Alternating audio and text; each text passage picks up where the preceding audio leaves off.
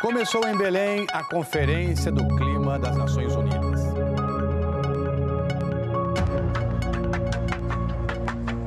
Trazer a COP para o coração da Amazônia foi uma tarefa árdua, mas necessária.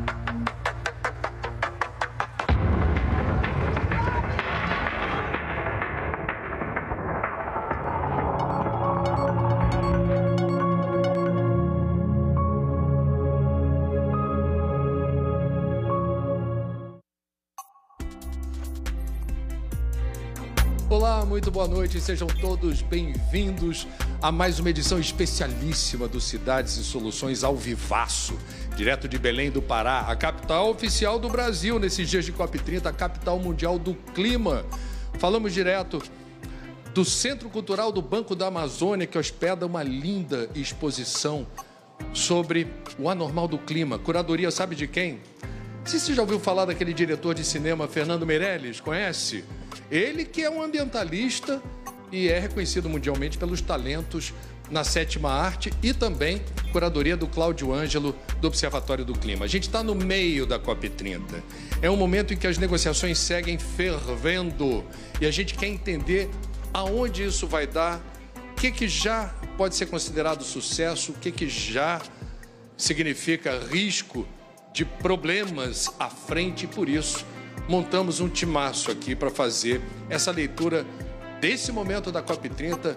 Ao vivo aqui, direto de Belém, estão comigo, do meu lado, Beto Veríssimo, do Amazon, enviado especial de floresta da COP30, enviado especial para a gente explicar o que é. A presidência da COP delega a responsabilidade a um grupo de pessoas que são os enviados especiais para cuidarem de grupos temáticos específicos que na COP terão muito trabalho.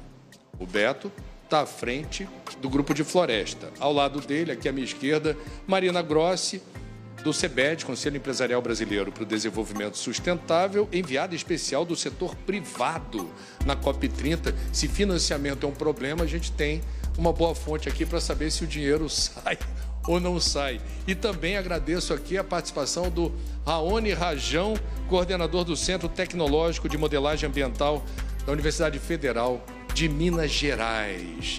Vamos começar então fazendo um rápido giro e eu queria ouvir de vocês a opinião de cada um sobre, nessa primeira semana de COP, destaque positivo, destaque negativo. Beto? Destaque negativo, eu acho que, embora esperado, é a ausência dos Estados Unidos. E os destaques positivos é a qualidade da diplomacia brasileira, que, mais uma vez, está dando um show, né, de competência nessa COP. E também Belém. Belém superou as expectativas. Para quem conhece Belém, não, a gente já sabe que seria isso, mas a cidade está muito aberta, a COP, o engajamento das pessoas. E eu diria que a infraestrutura da COP também, com todos os eventos, está funcionando muito bem. Marina. Bom, ponto positivo é a agenda de implementação, a agenda de ação. Essa voluntária, então, não depende de negociação e é a agenda que tem mais de 400 projetos. Essa agenda é chamada COP da implementação e isso está correndo muito bem. O ponto negativo, eu concordo com o Beto, a ausência dos Estados Unidos, apesar de ter 100 prefeituras que estiveram presentes lá no Rio de Janeiro. Então, mas os Estados Unidos está fora e é o grande emissor. E o governador da Califórnia, outros governadores e prefeitos americanos estiveram essa semana aqui fazendo barulho. Aone.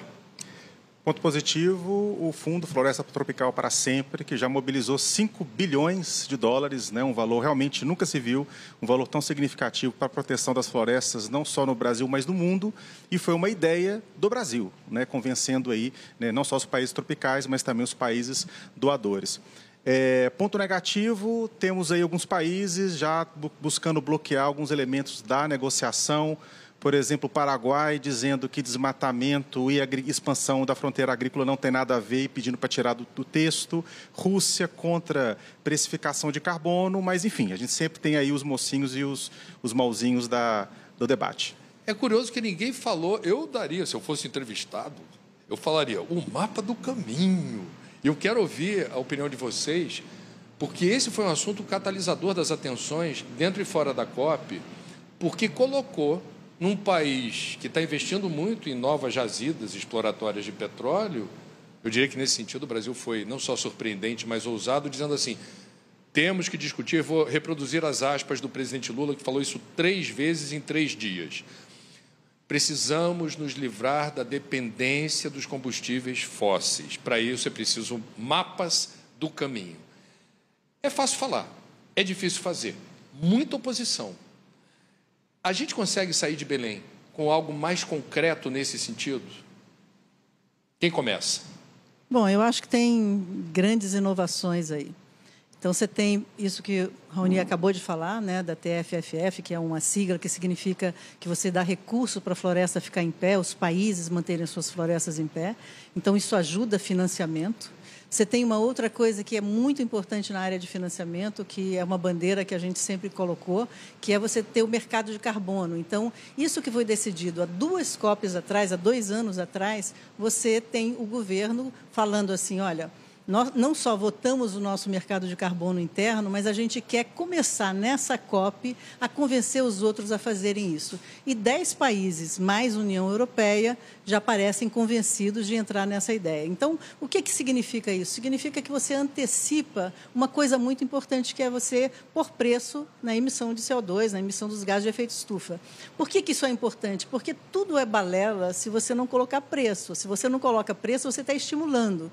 E para o Brasil é muito importante fazer isso porque a gente é muito limpo. Então, se a gente colocar preço num copo de água produzido no Brasil e um copo de água produzido na China, o nosso preço de do nosso copo de água vai ser muito mais competitivo porque ele usou energia limpa no seu processo, né? E o da China, que usou carvão, vai ser menos competitivo. Então, isso vira a posição geopolítica que o Brasil tem.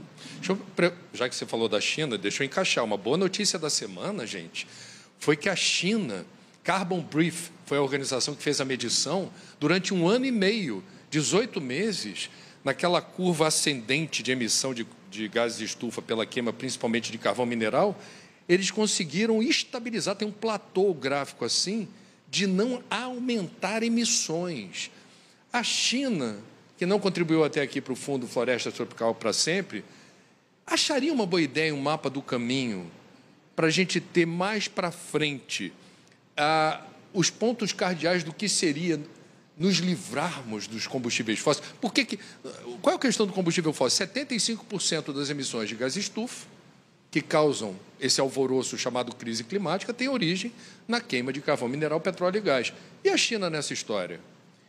Não, interessante que a China se transformou, né? Você vê a situação particular da China em 2015, né, que quando foi aprovado o Acordo de Paris, céu cinza, emissão de carvão, principalmente produção de energia a partir da queima de carvão, né, e hoje a maior parte do investimento em energia do mundo é feito na China, porque tem uma demanda muito grande, crescente, e com a maioria esmagadora vindo de fontes renováveis, né? E então ela mudou a cara dos novos investimentos no mundo feito nessa área. Tanto é que você vê, por exemplo, os investimentos no último ano feitos na produção de energia, é até curioso, né? O único lugar desses grandes países investindo, inclusive, de maneira significativa no carvão, é o próprio Estados Unidos, né? A China, por outro lado, colocando principalmente solar e também eólica, né? E isso é essencial, porque o mapa do caminho é exatamente isso, é juntar todos esses investimentos, né, num processo que possa alcançar pelo menos 1,3 trilhão de dólares por ano.